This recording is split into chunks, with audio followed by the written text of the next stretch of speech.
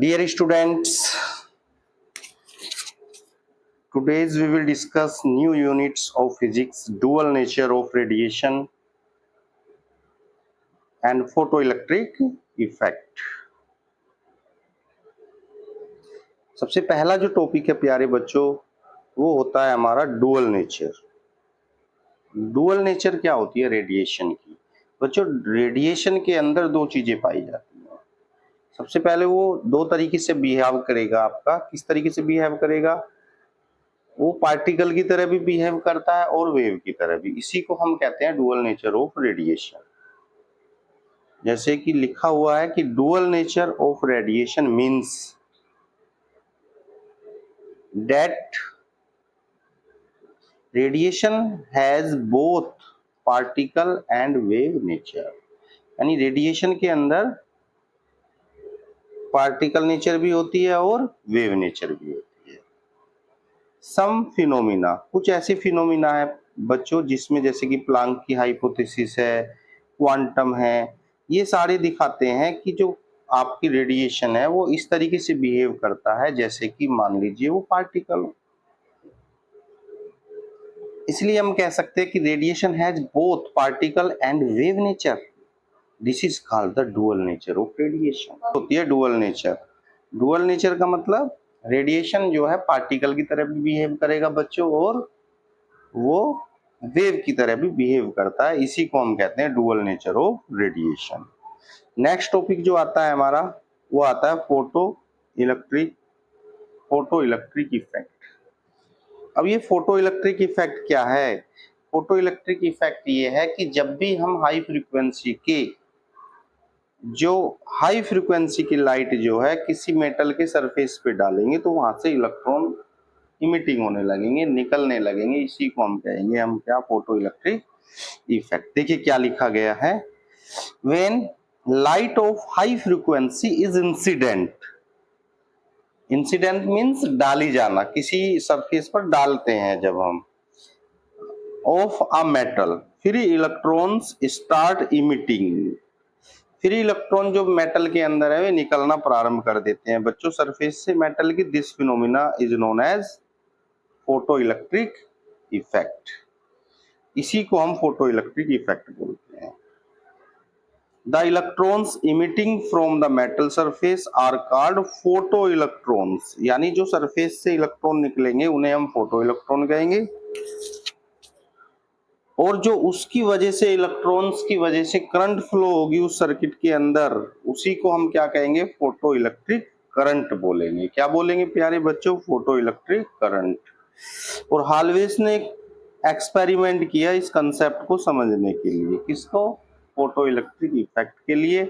वो क्या था? हाल्वेस क्या थे? एक बच्चों साइंटिस्ट थे। उन्होंने एक एक्सपेरिमेंट किया कि फोटो इलेक्ट्रिक इफेक्ट की और ज्यादा इंफॉर्मेशन लेने के लिए। ठीक है, उन्होंने देखिए क्या किया, उन्होंने एक कैथोड लिया प्यारे बच्चों।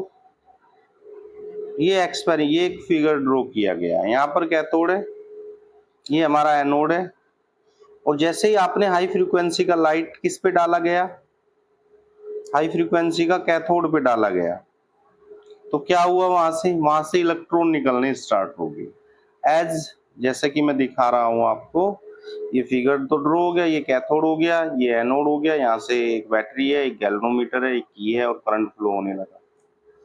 तो एज इलस्ट्रेटेड इन डायग्राम, जैसे कि इस डायग्राम में आपको दिखाया गया है, when light of high frequency is incident on the cathode. Cathode पर जैसे ही हम डालेंगे, some electrons emitting from the cathode, कुछ इलेक्ट्रॉन साइमल्टेनियसली निकलेंगे वहां। The anode and weak current begin to flow the circuit. अरे एक बहुत ही normal current, high low level वाली current, a positive potential is applied to the anode by the battery. जब battery के द्वारा हम पॉजिटिव पोटेंशियल अप्लाई करेंगे एनोड पर, free electrons emitting from the cathode, free electron cathode से निकलेंगे और वो एनोड पर अधिक क्वांटिटी में पहुंचने लगेंगे, thereby increasing the value of current in the circuit.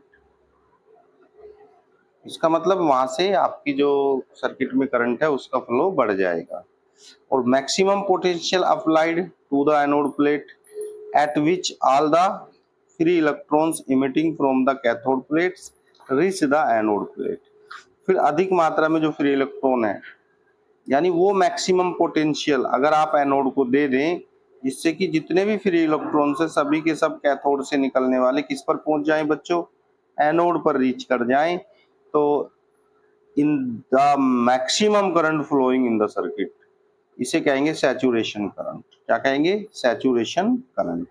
यानी आप इतना पोटेंशियल दे दो मैक्सिमम कि जितने भी कैथोड से इलेक्ट्रॉन निकल रहे हैं सारे एनोड पर पहुंच जाएं, तो उस कंडीशन में जो करंट फ्लो होगी वो मैक्सिमम करंट फ्लो होगी सर्किट में, उसे कहेंगे सैचुरेट करंट।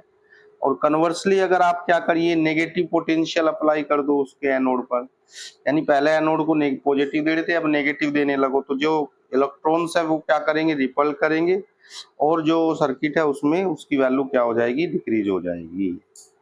क्लियर है इतनी बातें? अब नेक्स्ट टॉपिक जो आता है बच्चों, वो आता है फोटो इलेक्ट्रिक इफेक्ट्स का लॉ क्या है। नेक्स्ट टॉपिक आता है law of photo electric effect. Photo electric effect के कुछ रूल्स होते हैं, क्या क्या है सुनिए ध्यान से। Incident light on the surface of the metal, यानी मेटल के सरफेस पर जो आपने लाइट डाली, and electrons emitting from the surface, और जो वहां से इलेक्ट्रॉन निकले वो कुछ रूल को फॉलो करते हैं जो नीचे दिखाए गए हैं। पहला रूल क्या है प्यारे बच्चों? पहला रूल है the rate of electrons emitting from the metal surface depend intensity of the incident light, यानी इंटेंसिटी पर डिपेंड करेगा। रेट ऑफ इलेक्ट्रॉन्स जो सरफेस से निकलते हैं किस पर डिपेंड करता है, ध्यान रखना, इंटेंसिटी पर। दूसरा रूल क्या है भाई?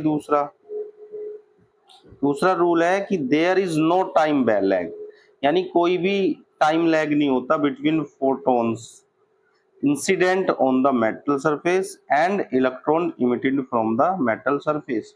इसका मतलब होता है कोई भी देरी नहीं होगी बच्चों, जैसे ही आप सरफेस पर क्या डालोगे, इलेक्ट्रॉन डालोगे, वहां से तुरंत इलेक्ट्रॉन निकलेगा, उसमें कोई भी टाइम लैग नहीं होगा।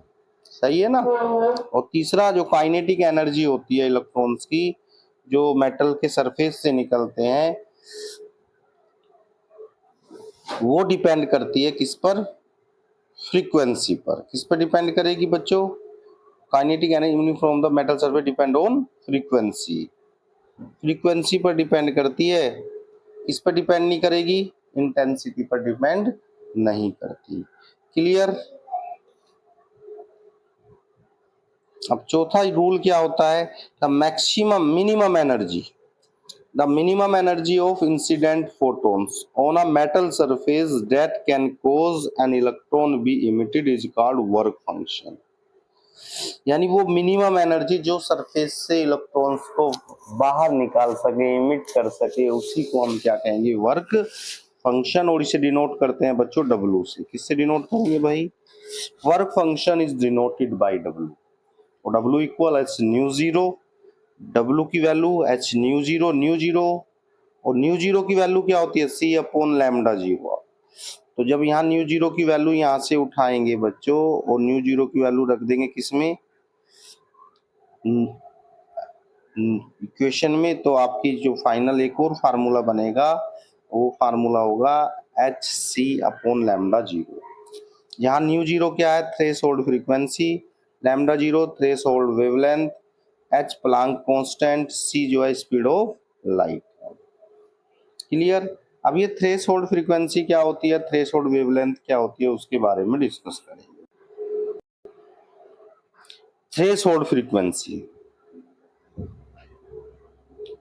फ्रीक्वेंसी बच्चों मिनिमम फ्रीक्वेंसी, देखिए इसमें जो लर्न वाली बात है ध्यान रखना है, मिनिमम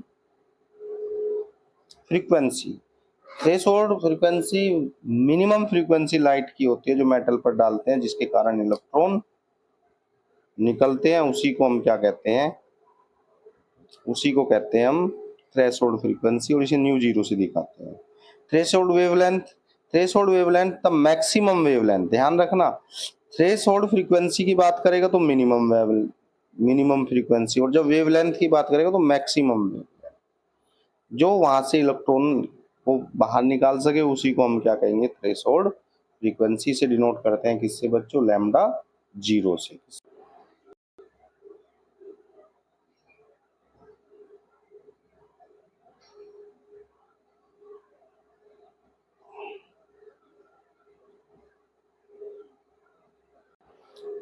और इसे डिनोट करते हैं लैम्डा 0 से। मुझे उम्मीद है ये टॉपिक सब बच्चों को क्लियर हुआ होगा। ठीक है, तो फिर नेक्स्ट वीडियो में फिर मिलेंगे इसके सेकंड पार्ट से रिलेटेड टॉपिक को लेके। तब तक आप अपनी तैयारी को अच्छे से करते रहिए और हमारे इस चैनल को सब्सक्राइब भी कर लीजिए।